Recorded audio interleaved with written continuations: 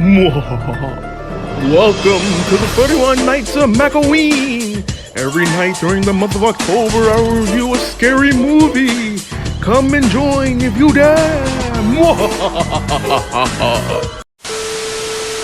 Okay, they're in the woods. The camera keeps on moving.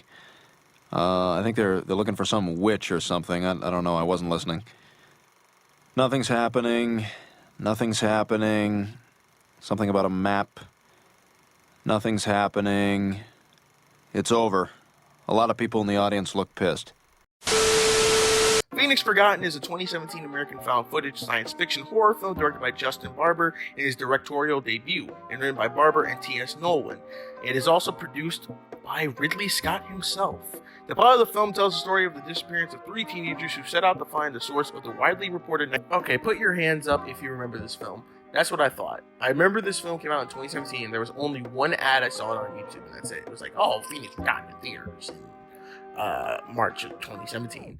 I had to research it when the film was coming out, and to my surprise, it already came out in April of 2017. It was June by the time I checked it out, and to no surprise, it was nowhere in theaters, so I had to travel to the glorious Showbox app. Anyone remember that?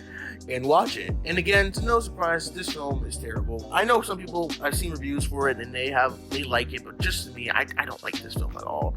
This is a blatant ripoff of the Blair Witch Project, but instead of a witch, it's aliens. And I'll give the film this credit. I like how they use an actual event in the Phoenix Lights in 1997 and use it as a basis for the plot.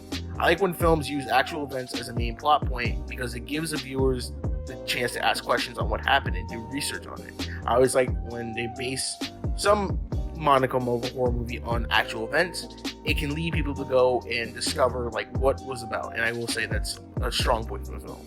But everything else in the film is just stinky dog anus to me. I don't like it.